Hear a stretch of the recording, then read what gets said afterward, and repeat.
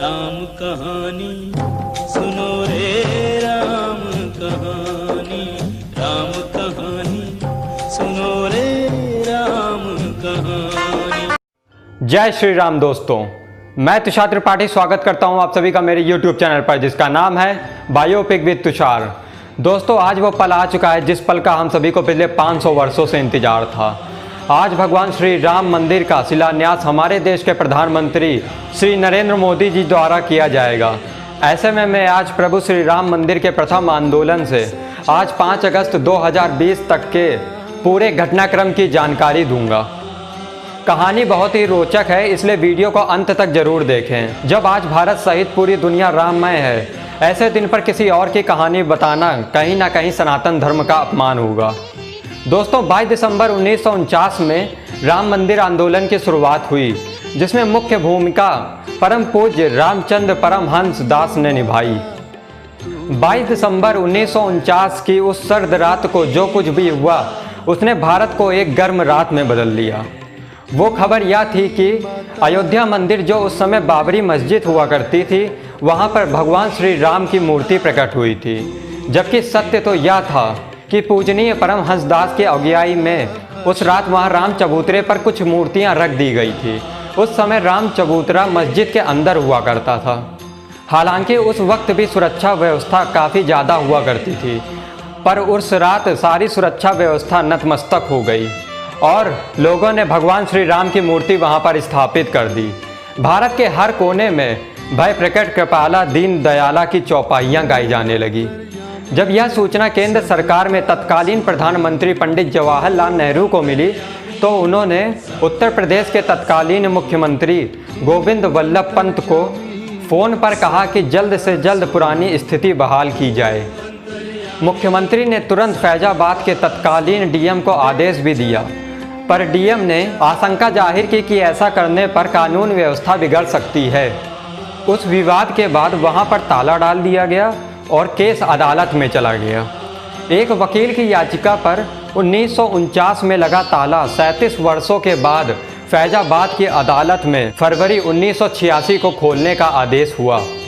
3 अक्टूबर 1990 को एक बार फिर से श्री राम मंदिर आंदोलन की राजनीति गर्म हुई और तत्कालीन बीजेपी अध्यक्ष लाल कृष्ण आडवाणी ने सोमनाथ मंदिर से अयोध्या तक राम रथ यात्रा ले जाने का संकल्प किया। लाल कृष्ण आडवाणी को रथ यात्रा के दौरान तत्कालीन बिहार के मुख्यमंत्री लालू प्रसाद यादव ने समस्तीपुर में गिरफ्तार कर लिया, जिससे नाराज बीजेपी ने केंद्र की सरकार बीपी सिंह से अपना समर्थन वापस ले लिया। आडवाणी के गिरफ्तारी के बावजूद विश्व हिंदू परिषद ने तय कार्यक्रम के अनुसार ही कार्य सेवा करने का संकल्प लिया। वहीं उत्तर प्रदेश के मुख्यमंत्री मुलायम सिंह यादव ने भी यह ऐलान कर दिया कि हमारे होते हुए अयोध्या में परिंदा भी पर नहीं मार सकता। सरकार के तमाम सुरक्षा के बावजूद भी लोग नाव से व सरजू तैर कर लाखों लाख कार सेवक अयोध्या पहुंचने लगे। 2 नवंबर 1990 को लाखों कार्य सेवक विवादित स्थल पर पहुंच गए और वहां पर भगवा झंडा लहरा दिया, जिससे नाराज होकर मुलायम सिंह यादव ने गोली चलाने का आदेश दिया। और फिर क्या था, विवादित स्थल से लेकर सरजू तट तक लाशें बिछ गई। इसके साथ ही हम आपको कोठारी बंधु के बलिदान की कहानी भी बताते चलें। वे कोठारी बंधु जिन्होंने श्री राम मंदिर के लिए अपना जीवन तक बलिदान कर दिया। वे 2 सगे भाई राम कोठारी और शरद कोठारी हमारे लिए प्रेरणा का स्रोत हैं। 22 और 20 साल की उम्र में उन्होंने अयोध्या आंदोलन में हिस्सा लेने का प्रण ले लिया। 20 अक्टूबर 1990 को उन्होंने अपने पिता को अपनी इच्छा के बारे में बताया, पर उनके पिता ने बेटी की शादी का हवाला देते हुए एक साथ जाने को मना कर दिया।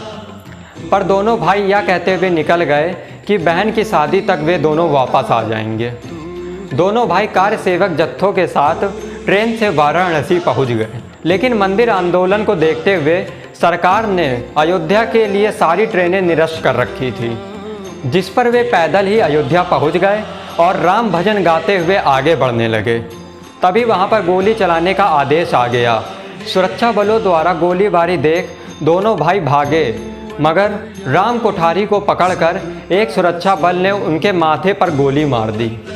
ये देखकर शरद कोठारी चीखकर अपने भाई को बचाने आया तो सुरक्षा बलों ने उसे भी गोली मार दी। दोस्तों, ऐसे बलिदान को हम आज के दिन कैसे भूल सकते हैं। दोस्तों, श्री राम मंदिर आंदोलन के दबाव में राज्य व केंद्र में तेजी से सरकारें बनने व बिगड़ने लगी। यूपी में मुलायम सिंह यादव की जगह बीजेपी के कल्याण सिंह मुख्यमंत्री बने, तो वहीं केंद्र में भी बीपी सिंह की जगह चंद्रशेखर HP देवगौड़ा और फिर PV नरसिंहा राव की सरकारें बनी। 24 जून 1991 को कल्याण सिंह ने मुख्यमंत्री की कुर्सी संभाली तो एक बार फिर से राम मंदिर आंदोलन की आवाज़ें उठने लगी। 30 अक्टूबर 1992 को दिल्ली में धर्म सांसद बुलाई गई। उसी धर्म सांसद में 6 दिसंबर 1992 को एक बार फिर से कार्य सेवा करने की घोषणा कर दी गई। 26 नवंबर से एक बार फिर से अयोध्या में कार्य सेवकों का हुजूम उमड़ने लगा। तत्कालीन कल्याण सिंह सरकार ने हाईकोर्ट में ये शपथ पत्र दाखिल कर दिया कि 6 दिसंबर को अयोध्या में कोई भी निर्माण नहीं किया जाएगा, जिसके साथ ही कोर्ट ने कार्य सेवा करने की इजाज़त दे दी। 6 दिसंबर 1992 विश्व हिंदू परिषद द्वारा तय कार्यक्रम पर के अनुसार लाखों कार्य सेवक अयोध्या में जुट गए। कार्य सेवक इतने थे कि सुरक्षा बलों द्वारा उन्हें रोक पाना मुमकिन नहीं था। सुरक्षा घेरा तोड़कर सारे कार्य सेवक ये नारा लगाते हुए आगे बढ़े कि सारे बोलो जय श्री राम। उनके हाथों में धारदार हथियार जैसे छीनी, हथौड़ा, भाला इत्यादि थे। देखते ही देखते कार्य सेवक बाबरी मस्जिद के गुम्मद पर चढ़ गए। उस समय मुख्यमंत्री कल्याण सिंह अपने करीबी मंत्री लालजी टंडन और ओम प्रकाश सिंह के साथ अयोध्या पर हो रहे घटनाक्रम को टीवी पर देख रहे थे। इसके बाद सभी खाने पर बैठ गए। उसी वक्त पुलिस महानिदेशक SM त्रिपाठी भागते हुए आते हैं और मुख्यमंत्री से मिलने के लिए कहते हैं, पर उनसे भोजन समाप्त होने तक का इंतजार करने को कहा जाता है।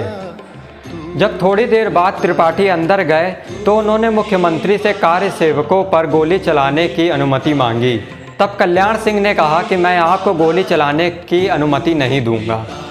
आप दूसरी सुरक्षा जैसे आंसू गैस, लाठीचार्ज इत्यादि से नियंत्रण करें। जैसे ही बाबरी मस्जिद के आखिरी ईंट गिरी, कल्याण सिंह ने खुद अपने हाथों से अपना त्याग पत्र लिखा और स्वयं ही राज्यपाल के यहाँ जाकर अपना त्याग पत्र दे दिया।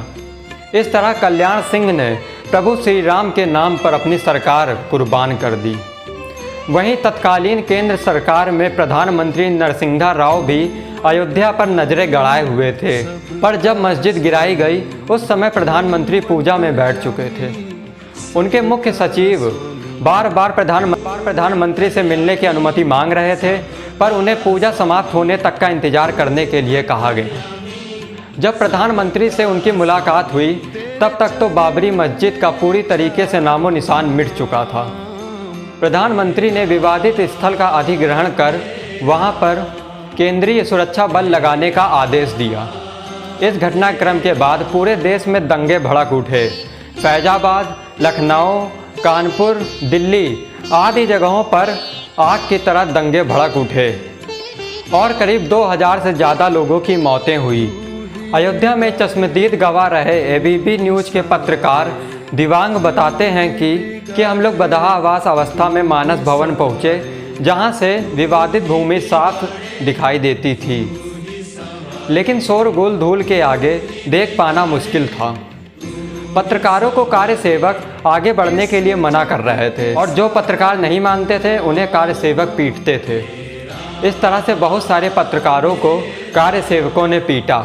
उसके बाद शुरू हुई अदालती दांवपेच। 2003 में पुरातत्व विभाग की खुदाई में ये साबित हो गया कि मस्जिद के नीचे मंदिर था। इस बीच अदालत ने बातचीत कर रास्ता निकालने का भी प्रयास किया, मगर हर बार बातचीत असफल रही। 2010 में इलाहाबाद हाईकोर्ट ने जमीन को 3 पत्रकारों निर्मोही अखाड़ा सुन्नी वक्फ बोर्ड और रामलला में बराबर बांटने का आदेश सुनाया, पर यह आदेश किसी भी पक्षकार को मंजूर नहीं था। इसके बाद मुकदमा सुप्रीम कोर्ट पहुंचा और 5 जजों की पीठ ने सर्वसम्मत से यह फैसला सुनाया कि विवादित स्थल सहित पूरी भूमि राम जन्मभूमि को दी जाती है।